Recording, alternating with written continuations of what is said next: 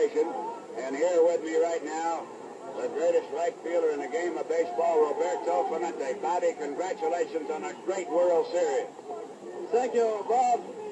And before I say anything in English, I would like to say something for my mother and father in Spanish.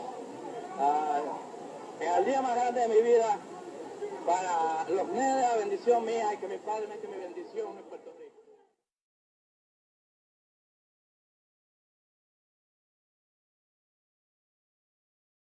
I born to be a baseball player. This is something that I think about. The more I think about it, I'm convinced that God wants me to play baseball. I want to be with the people that pay my salary. Because I was with my players, I shake hands with them and everything like that. I talk to them that how happy I was and everything like that. But to me, I felt I want to be outside with the fans. So I was criticized. Sure, he kept falling away and then go down and away with him, but establish enough in here where you try and take that left shoulder and make it follow that left leg. If you didn't, look out.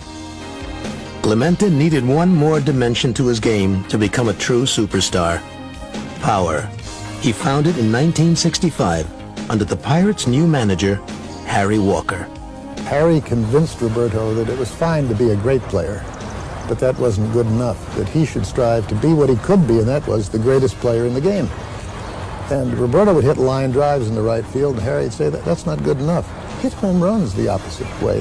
Well, the 2 years that Harry managed Roberto were the 2 finest years that he ever had. He drove in over 100 runs both years, something he hadn't done before. He hit many more home runs than he'd ever hit before.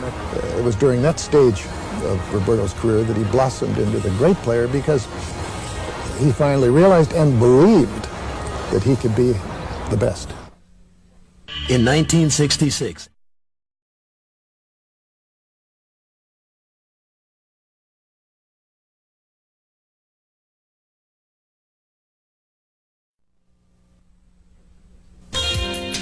entering the 72 season, Clemente needed 118 hits to reach 3,000, but injuries slowed him, and he was still 1 hit shy on the second to last day.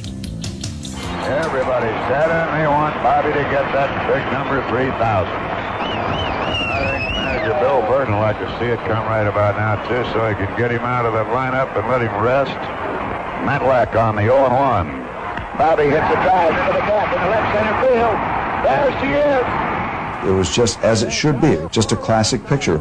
A ringing double to left center field. He just pulls up very comfortably in second base, and just the very essence of dignity and pride, standing there with the hands on hips, very naturally, nothing is staged, and he is the king right there. He wanted 3,000 hits because he's gonna be the first Spanish player ever, to get a 3,000 hit. And he was the happy guy in the whole world. He don't show in the field, but after the ball game is over, you can see the rejoice and the happiness, and that he was really unbelievable happy. At age 38, Clemente had hit .312 and led the Pirates into their 3rd straight postseason. But in Game 5 of the playoffs, they were devastated in the bottom of the ninth. The bench, change, hit in the air to deep right field. Back goes Clemente at the fence. He Johnny Bench's homer tied it. And then 1 out from extra innings, Reds fans erupted when Bob Moose's wild pitch gave Cincinnati the pennant. Pittsburgh was crushed, but Clemente tried to soften the blow. He came around to everybody's locker. Keep your head up, keep your head up. We are a very good baseball team, and we had a terrific year.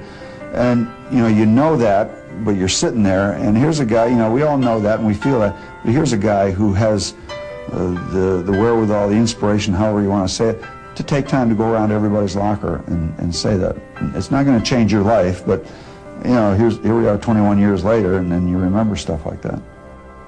No one knew it then, but that would be the last game Clemente ever played.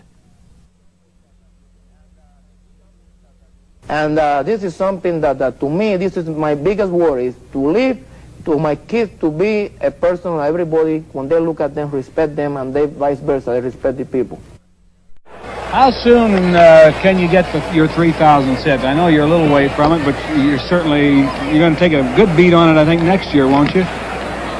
Well, you never know. If I'm alive, like I said before, you never know because God tells you how long you're going to be here. So you never know what can happen tomorrow. I would say that if everything goes well, I should get it before the All-Star game next year.